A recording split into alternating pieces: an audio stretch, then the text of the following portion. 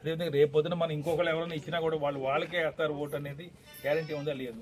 ఇప్పుడు మీరు ఎగ్జాంపుల్ తీసుకుని తుంగతుర్తి నియోజకవర్గంలో ఇప్పుడు మొన్న సిట్టింగ్ ఎమ్మెల్యే ఇంకా కొత్త అయినా మన తరఫున వాళ్ళు 10 కోట్లు పెడితే మనం 20 కోట్లు పెడితే మనకి డబ్బులతో గెలుస్తాను గ్యారంటీ ఉందా లేదు. అంటే ఇవన్నీ ఎట్లా మనం గేజ్ చేయగలుగుతాం పీపుల్ని? నథింగ్ కదా. పొలిటికల్ పార్టీ పెట్టుకున్నాము, ఇప్పుడు వ్యవసాయం చేయాలనుకున్నప్పుడు వర్షాలు వస్తే రావు, లేకపోతే పురుగులు ఇచ్చి పడిపోతావు, ఎవరికేం తెలియదు కదా. వ్యవసాయం వ్యవసాయం అయితే చేయాలి కదా, లేకపోతే మనకి ఛాన్సే లేదు, వేరే ఆల్టర్నేటివ్ లేదు. అట్లనే ఈ పొలిటికల్ పార్టీ రాష్ట్రంలో రావాలన్నప్పుడు ఒక పొలిటికల్ పార్టీ ఉండాల్సింది.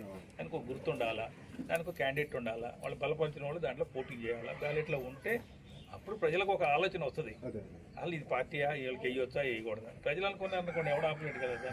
డబ్బు తీసుకుని వేయొచ్చు, డబ్బు తీయపోయిన వేయచ్చు. కాబట్టి ప్రజల నిర్ణయాన్ని ఎవరు ఆపలేము. ప్రజల నిర్ణయం ఏం చేస్తారు ఇవాళ మనం 2 ఇయర్లీ 28 నెలల ముందు చెప్పలేం కదా. మనం ఒక 3-4 నెలలు అంటే మీలాంటి వాళ్ళు చెప్పగలుగుతారు, సమాజాన్ని చదువుతారు కాబట్టి. సో అప్పటికి వెయిట్ చేస్తాం.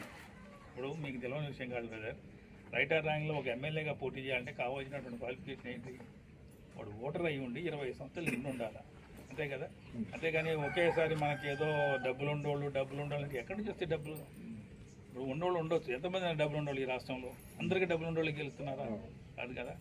అది డబ్బు అనేది ఒక ఫ్యాక్టర్ కావచ్చు. ఆ కరికులం అనేది డెవలప్ అయింది, ఇప్పుడు డెవలప్ అయింది. కాబట్టి తప్ప ఒప్పని మనం చెప్పలేమని సిస్టమ్ అట్లా ఉంది. దాన్ని ఓవర్కమ్ కావడానికి 2 మార్గాలు, అంతకంటే ఎక్కువ డబ్బులన్నీ ఇవ్వాలా, లేదా డబ్బులు లేని రాజకీయమైనా చేయాలా. రెండో దానికి సక్సెస్ అయితే వీల్ గెట్ ద పవర్.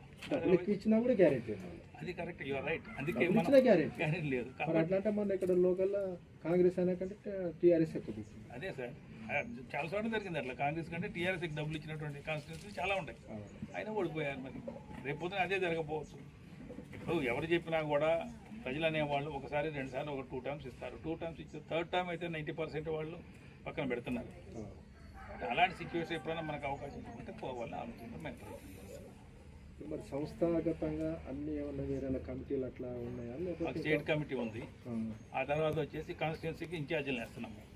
ఈ 119 ఇన్ఛార్జీలు అయిన తర్వాత అప్పుడు కమిటీలు వేస్తాము, అప్పుడు మెంబర్షిప్ చేస్తాము. దానికి మేము ఎందుకు పీపుల్ని మేము కాన్స్టిట్యూట్ చేయట్లేదు అంటే దానికి 2 రీజన్స్.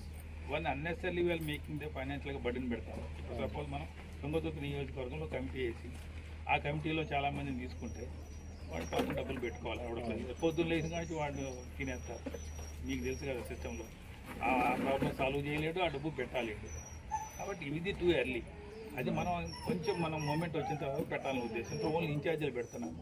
ఇన్ఛార్జ్ ఇంటి దగ్గర లేకపోతే ఆయన చేతనైతే చిన్నపాటి హోటల్లోనూ ఎక్కడో మీటింగ్లు పెడుతున్నాము. స్టేట్ నుంచి వేరియస్ కాన్స్టిట్యూషన్ నుంచి కాన్స్టిట్యూన్సీ చేస్తే వాళ్ళతోనే మీటింగ్ జరుపుతాము.